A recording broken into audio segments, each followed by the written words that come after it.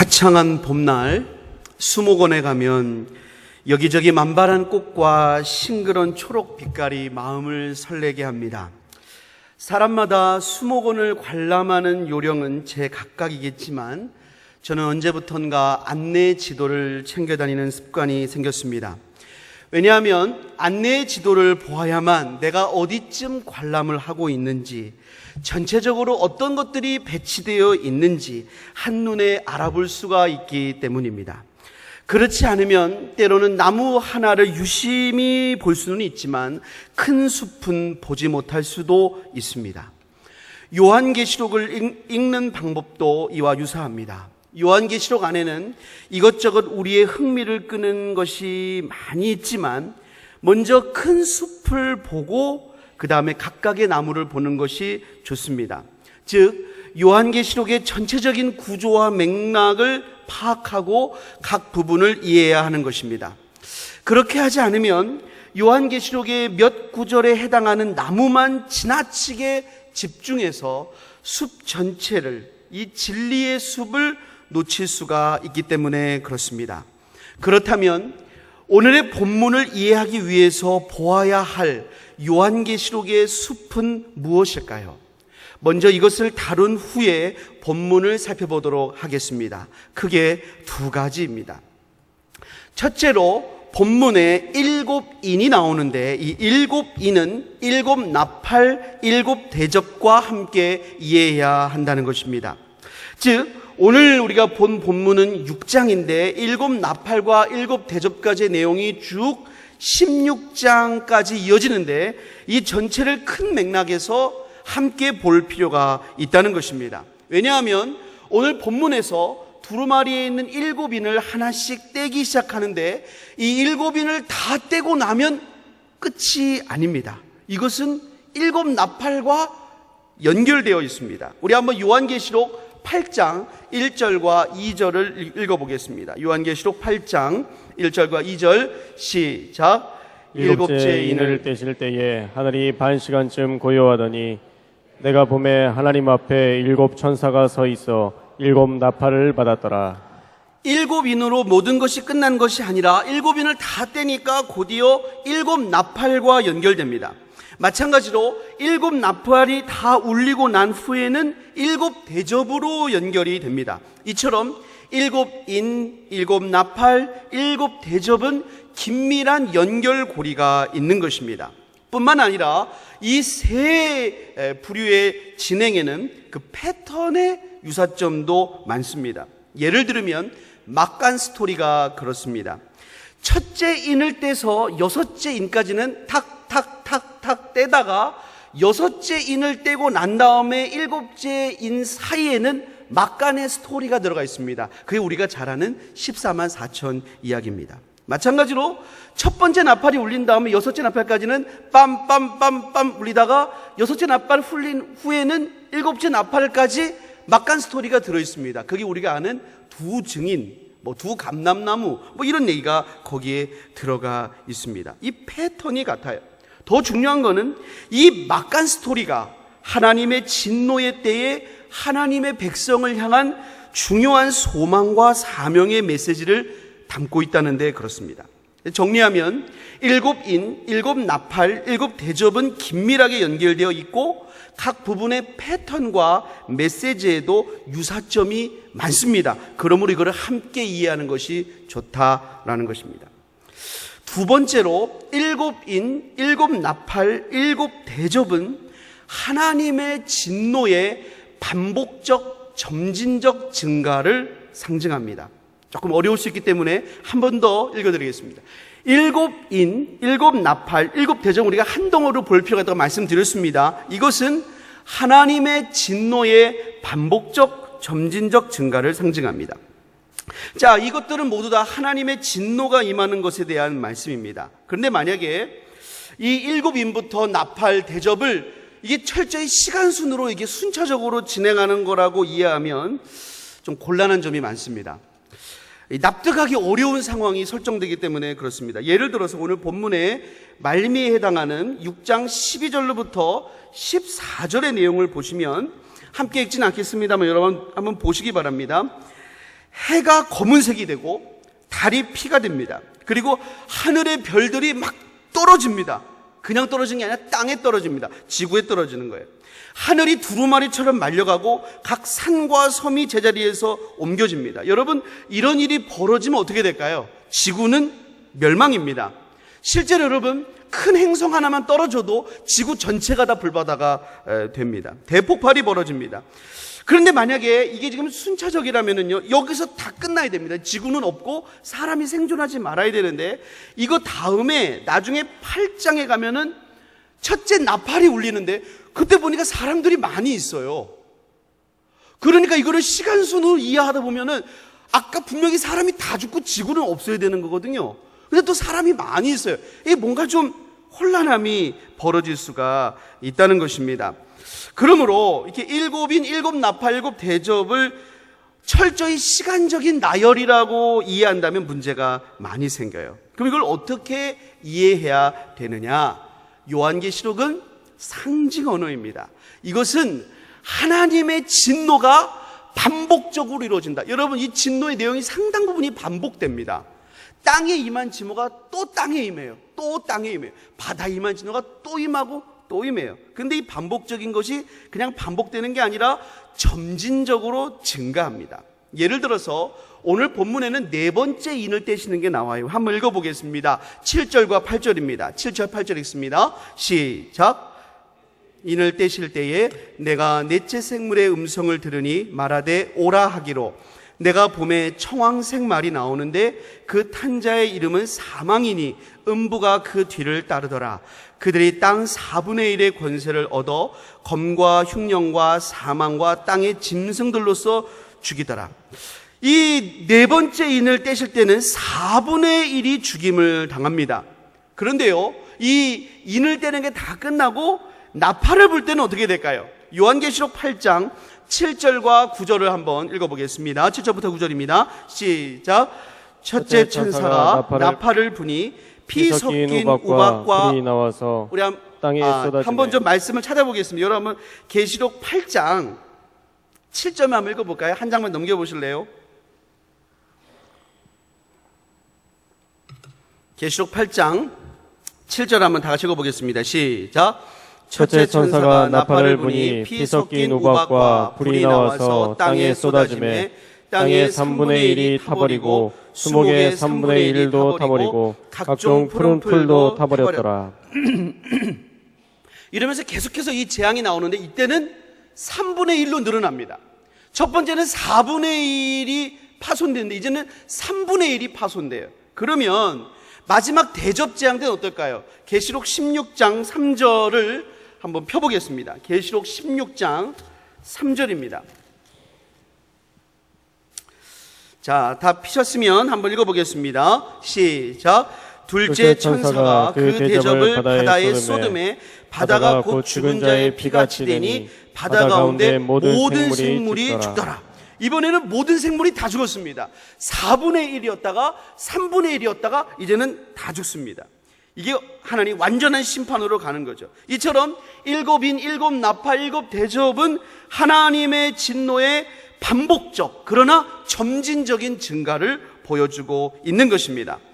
여러분, 이거를 이렇게 생각하면 어떨까요? 마치 릴레이 계주와 비슷한 것입니다. 첫 계주자가 출발합니다. 팍 뜁니다. 막 제가 이제 점점점 가속이 붙고 피크가 올라오지 않습니까? 그리고 이제 내가 가야 될 목표점까지 가게 되면 막 전 힘을 다해서 막 헐떡헐떡대면서 오잖아요. 그것만 보면요, 이 사람에게는 이 사람도 달리기의 처음과 중간과 말미가 보이잖아요. 와, 이제 완전히 결정적이구나. 결정적이라고 하는 순간에 그 다음 주자에게 바톤을 딱 넘깁니다. 그럼 그 사람 또 처음부터 시작하는 거예요. 막 뛰는 거예요. 그러다가 또 중간쯤에 막 완전히 피크가 올라오거든요. 또 이제 마지막에 완전히 그냥 죽을 것처럼 던지고 딱 던집니다. 그럼 여러분, 계주팀에서 마지막은 어때요? 제일 잘 달리죠. 이 사람은 이제 골대를 향해서 완전히 전력질주하는 거죠. 그리고 그 사람이 딱 들어오는 순간 경기가 끝나는 건 아니겠습니까? 첫 번째 인의 재앙만 볼 때는 이제 그것만 봐도 하나님의 진노가 이렇게 마무리되는구나라는 두려움과 경고를 받습니다. 하지만 그것만이 완전한 그림은 아닌 거예요.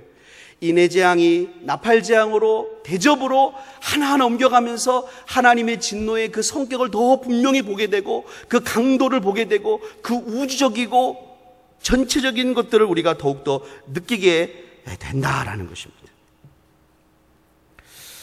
그러므로 저는 요한계시록의 특정한 대목을 현대 사회나 과거의 어떤 것이라고 완전히 못 박아서 주장하는 것은 굉장히 조심해야 된다라고 생각합니다. 예를 들면 우리가 잘 아는 666이라는 게 있습니다. 여러분, 제가 어릴 때 666은 뭐라고 그랬는지 아세요? 컴퓨터 바코드라고 그랬어요. 진짜 믿었어요. 바코드 찍는다고. 바코드일 수도 있죠. 요즘엔 뭐라고 그럴까요, 여러분? 베리칩이다. 베리칩일 수도 있을 수도 있죠.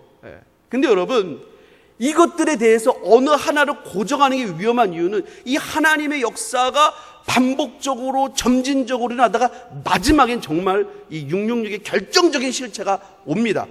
지혜 있는 자가 알아보잖아요. 성령 안에 지혜 있는 자는 분별할 수 있는 뭔가가 옵니다. 근데 바로 그게 베리칩이냐? 그렇게 주장하려면 성경을 더 갖고 오셔야 돼요. 더 분명하게 정확해야 돼요. 왜 그러냐면 여러분, 이 시대가 쓰였던 시대는 로마의 핍박 시대 아니겠습니까? 근데 이 666을 헬라어나 히브리어에 음가를 줘서 계산하면 네로 카이사르가 정확히 666이에요. 그 당시 로마 황제를 주장하고 핍박했던 그 대표적인 왕, 그 사람이 음가를 계산하면 66, 아마 그때는 네로일 가능성이 높아요. 그러나 거기에 국한되지 않아요. 시대 속에서 여러 번 666의 의미가 나타났을 수도 있어요. 그러나 마지막 때 결정적인 순간에 온다고 봅니다. 제가 이렇게 주장하는 이유가 뭐냐? 성경에는 이런 식의 예가 많기 때문에 그렇습니다. 예를 들어서 다니엘서 11장 31절에 보면 멸망에 가증한 것이 거룩한 곳에 선다라고 주장한 부분들이 있습니다. 여러분, 이것에 대해서 많은 구약학자들은 뭐라고 보냐면 주전 167년에 여러분 어떤 일이 있었냐?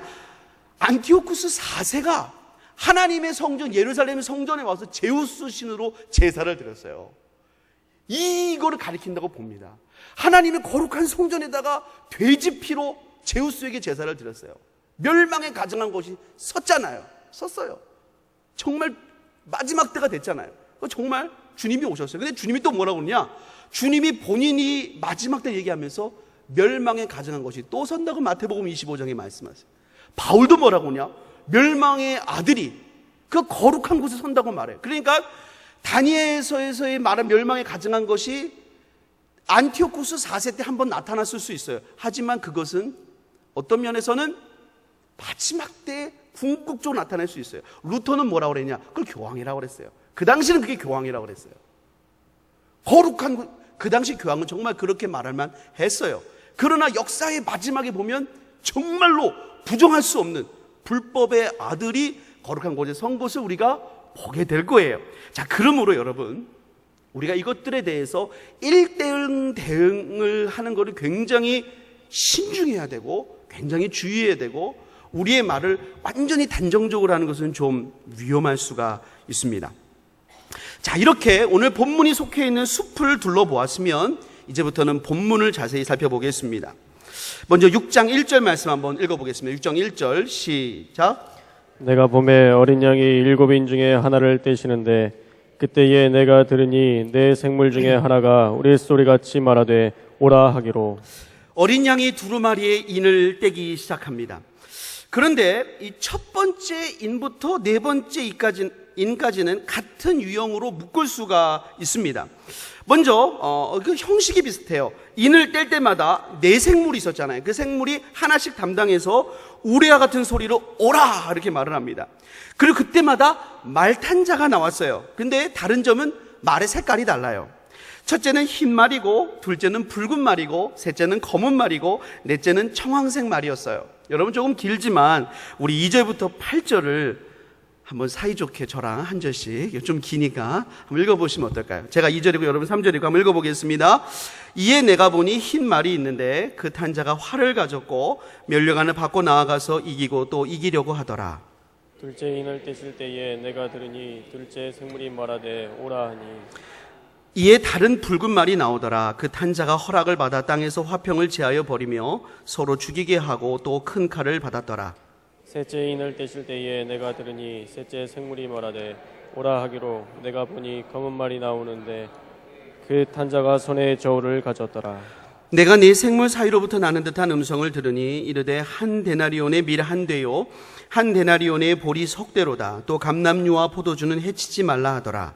넷째 인을 떼실 때에 내가 셋째 생물의 음성을 들으니 말하되 오라 하기로. 우리 8절 함께 읽겠습니다. 시작. 내가 보매 청황색 말이 나오는데 그 탄자의 이름은 사망이니 음부가 그 뒤를 따르더라. 그들이 땅 4분의 1의 권세를 얻어 검과 흉령과 사망과 땅의 짐승들로서 죽이더라.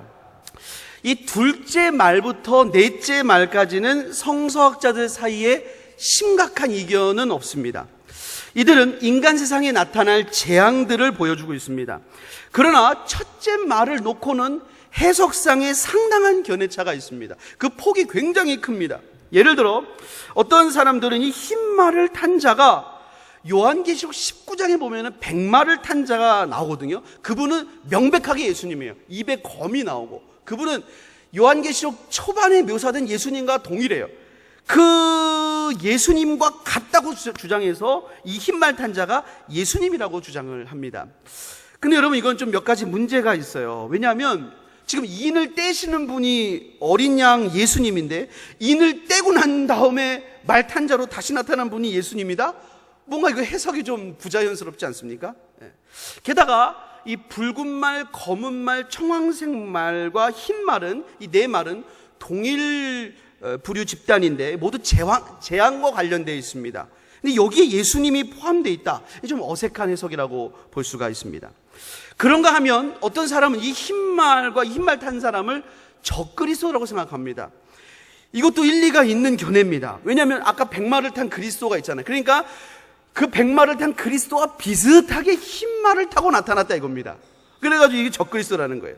게다가 여러분 예수님께서 마가복음 13장이나 마태복음 25장 보면 마지막 때의 그 징조를 말씀하시면서 첫 번째 미혹을 받지 않게 조심하라 그랬는데 이 말이 처음 나오잖아요. 미혹한다 이거예요. 미혹한다. 그래서 적그리스도다라고 이렇게 해석을 하는 것입니다. 이것도 상당히 일리가 있는 이 내용이라고 볼 수 있습니다. 그러나 저는 적그리스도의 완연한 모습은 흰말을 탄 이 사람보다는 뒤에 나중에 보면은 용이 자기의 권세를 두 짐승에게 주는데 이들이 본격적으로 미혹을 합니다. 막 불도 내리게 하고 완전 미혹의 전문가가 됩니다. 저는 그들이 적그리스도의 전형이다라고 봅니다. 그렇다면 이걸 어떻게 보는 게 좋을까요? 저는 이것을 인간의 정복욕을 상징한다고 봅니다. 자, 여러분 2절 말씀 한번 보시면 한번 더 읽어볼까요? 2절 말씀 시작. 이에 내가 보니 흰 말이 있는데 그 탄 자가 활을 가졌고 면류관을 받고 나아가서 이기고 또 이기려고 하더라. 이기고 또 이기려고 했습니다. 이미 면류관 썼는데 만족 못하고 계속 이기려고 하는 거예요. 이거는 정복에 대한 강력한 의지를 보여줍니다. 여러분 말씀드린 대로 요한계시록은 로마 제국 시대에 주신 하나님의 계시의 말씀입니다. 그 당시에 로마가 지중해 세계를 두루 제패했습니다마는 하나 이제 오랫동안 정복을 못했던 이 제국이 있었는데 바로 파르티아 제국입니다. 실제 여러분 로마의 삼두 정치할 때 그 수장 중에 하나였던 크라수스가 파르티아 제국 점령하러 갔다가 거기서 전사하는 예도 있었습니다. 근데 우리 파르티아 사람들이 신성시하는 색이 뭐냐? 흰색이에요. 이 흰색을 숭숭. 또 말을 타고 이 전투할 때는요 흰 말을 타는 경우가 많았어요. 그리고 보병보다는 이 기병, 말탄 병사가 훨씬 많았어요. 파르티아 제국은. 게다가 이들은 놀라운 궁수였습니다. 활쏘기의 달인이었어요.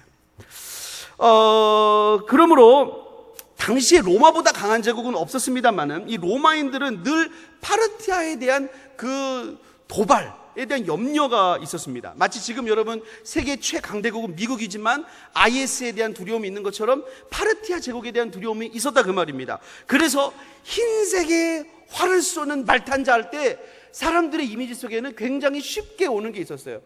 우리로 하면 만약에 뭐 여기 쓴 사람 그리고 뭐 이렇게 하면은 딱 묘사되는 게 있잖아요. 그 당시에는 그렇게 하면 딱 떠오르는 느낌이 파르티아 제국의 그 무지막지한 사람들 이게 떠올랐다 그 말이에요. 근데 이 흰 말을 탄 자가 이기고 또 이기려고 한다. 이게 뭐 정복에 대한, 인간 세상의 정복에 대한 계속적인 욕구와 그로 말미암은 고통을 상징합니다. 자, 그러니까 한번 이어보겠습니다.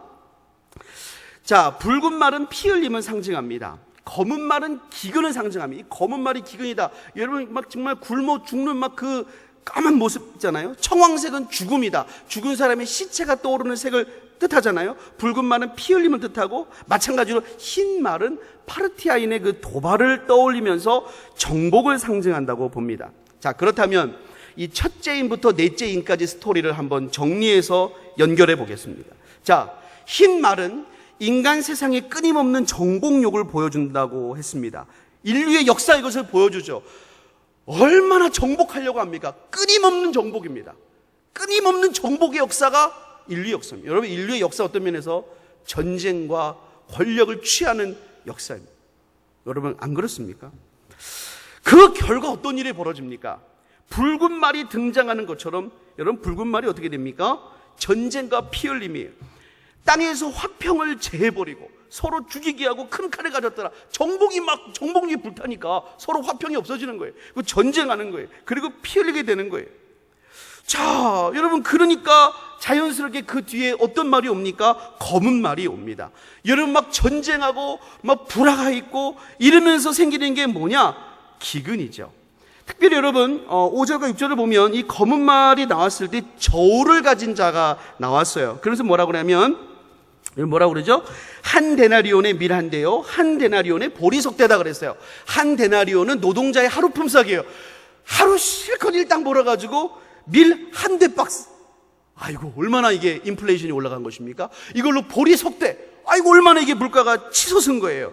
이게 막 서로 화평이 제해지고 막 전쟁이 되니까 막 경기가 안정이 안 되는 거예요. 그런데 이상하게도 감람류와 포도주는 그냥 두라 그랬어요.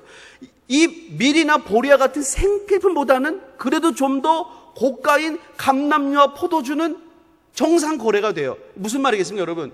돈 있는 자는 자기 누릴 거 다 누릴 수 있다는 거예요. 뭐 돈 있는 사람이 뭐 한 데나리온에 밀 한 대 못 사겠습니까? 사고. 술 먹고 싶으면 술 먹고, 기름 쓰고 싶으면 기름 쓰고.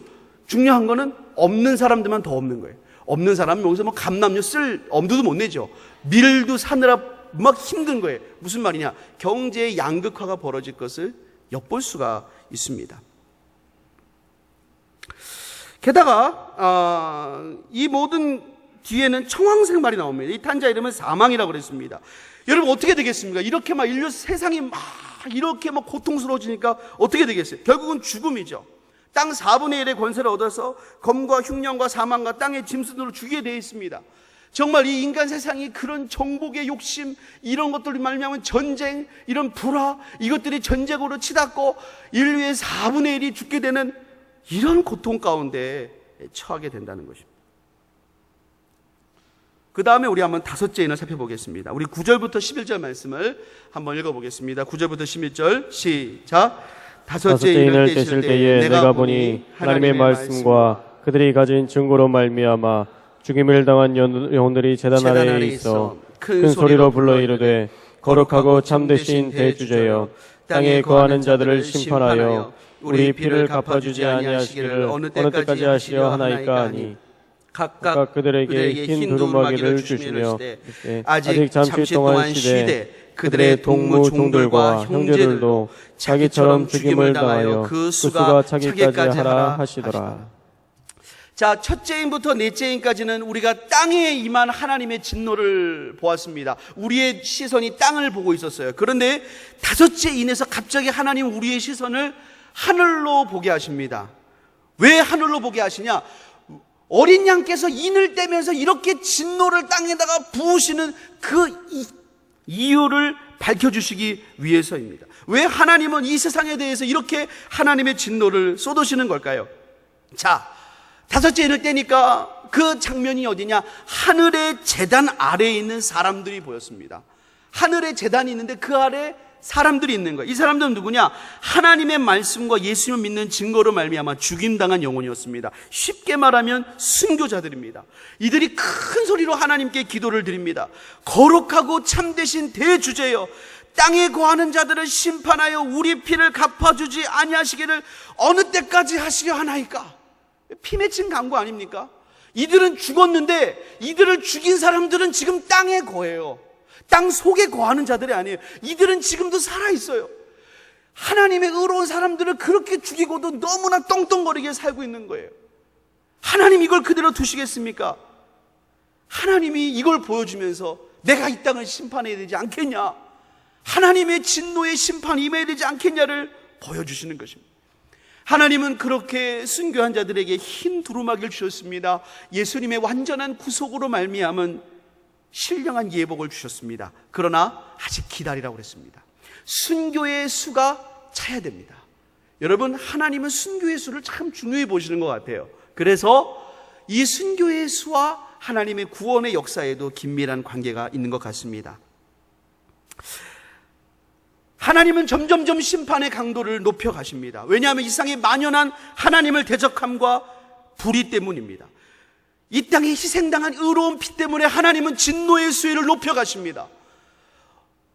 로마서 2장 5절을 보면 하나님의 진노하심을 우습게 여기는 자들에게 하나님의 진노가 쌓인다고 그랬습니다. 쌓이다 하나님의 진노가 이제 임하는 것입니다.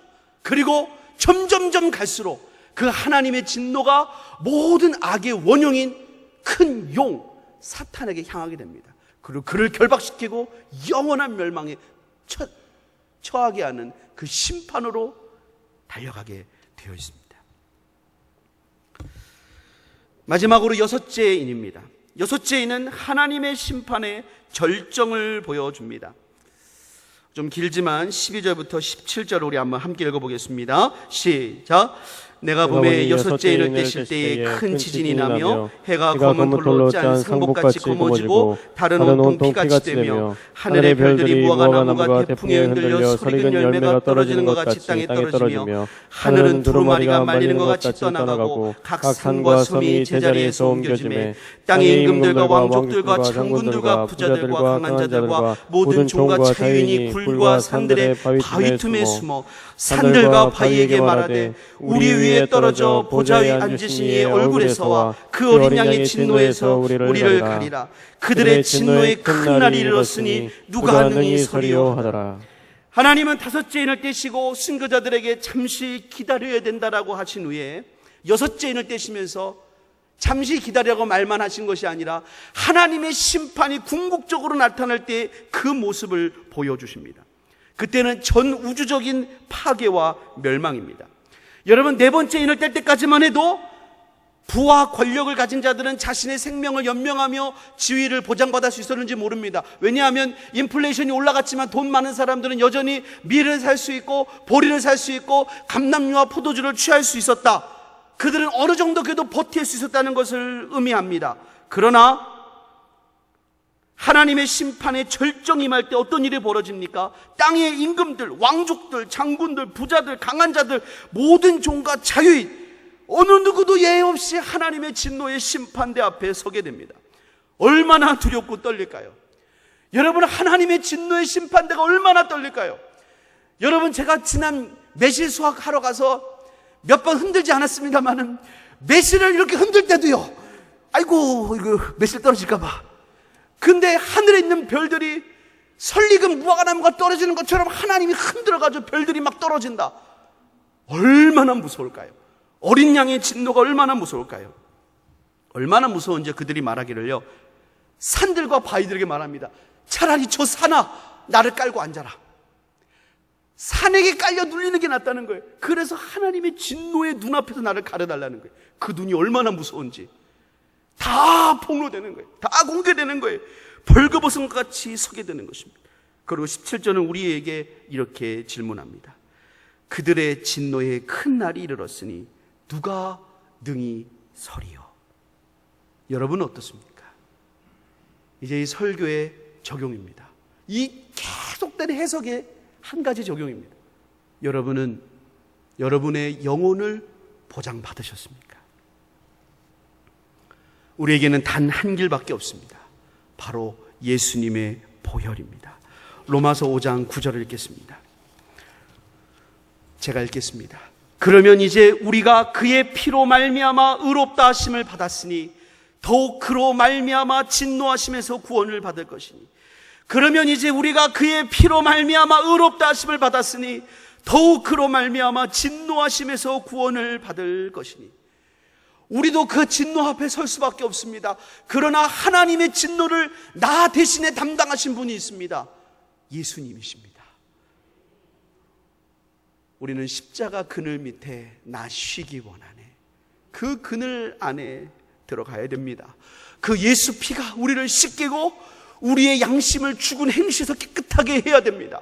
그 피에 씻어서 회개에 합당한 열매를 맺어야 됩니다. 그리고 거룩한 예복을 입고 주님 맞을 준비를 해야 됩니다. 그렇지 않으면 그 진노의 날 우리가 어떻게 설 수 있겠습니까? 나의 죄를 씻기는 예수의 피밖에 없네. 다시 성케하기도 예수의 피밖에 없네. 예수의 흘린 피 날 희게 하오니 귀하고 귀하다.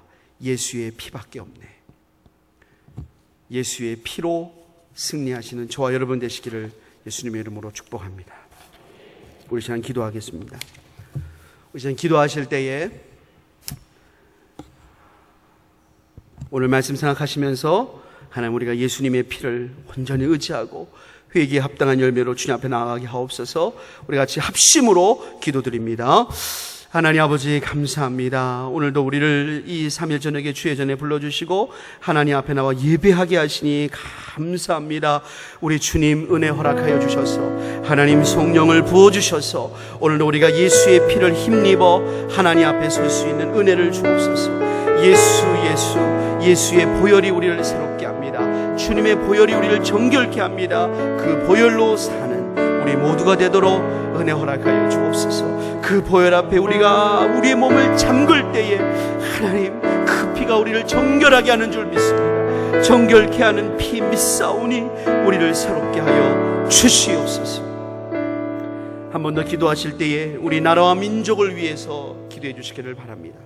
이제 메르스 사태가 많이 안정되었는데 하나님 온전히 안정케 하여 주시고 우리나라가 정말로 하나님을 경외하는 평화 통일 복된 조국 될 수 있도록 기도해 주시기를 바랍니다. 우리 교회를 위해 기도해 주실 때 비전 11,100을 위해 기도해 주시고 세우신 우리 귀하신 담임 목사님 날마다 성령의 기름을 갑절로 부어주시고 강건함으로 역사하여 주시옵소서. 또한 오늘 주간 예배 드리는 7에서 9남전대 붙잡아 주셔서 하나님 앞에 성령 충만함으로 귀한 사명 감당할 수 있도록 우리 같이 합심으로 하나님께 기도하겠습니다. 하나님 아버지, 감사합니다. 우리가 이 시간 나라와 민족을 위해 기도합니다. 하나님, 나라와 민족을 기억하여 주시옵소서. 이 나라와 민족이 하나님을 경외하기를 원합니다. 하나님 아버지, 이 나라에 하나님 메르스 사태가 안정되게 하여 주시고 하나님을 두려워하지 못하는, 하나님을 두려워하지 않고 대항하는 모든 것들이 예수님의 이름으로 떠나가기를 원합니다. 거룩한 나라 선교하고 하나님 복음 통일되어 주의 영광 나타내는 조국이 될 수 있기를 원합니다. 박근혜 대통령과 모든 지도자를 하나님 기억하여 주옵소서. 하나님, 우리의 교회를 기억해 주셔서 비전 11,100을 속히 이루어주시고 이를 위해 세워주신 담임 목사님 날마다 성령의 기름을 갑절로 부어주시고 강건함으로 붙잡아주시고 하나님, 그 마음에 부으신 아름다운 소원이 하나님 뜻 가운데 이루어지도록 역사하여 주옵소서. 오늘 7에서 9남전대의 주간 예배를 하나님께 드립니다. 하나님이여 우리 귀한 우리 하나님 남전대에 사용해 주셔서 하나님의 교회가 든든히 세워질 수 있는 은혜를 주여 허락하여 주시옵소서. 감사드리오며 예수님의 이름을 받들어 기도드립니다. 아멘.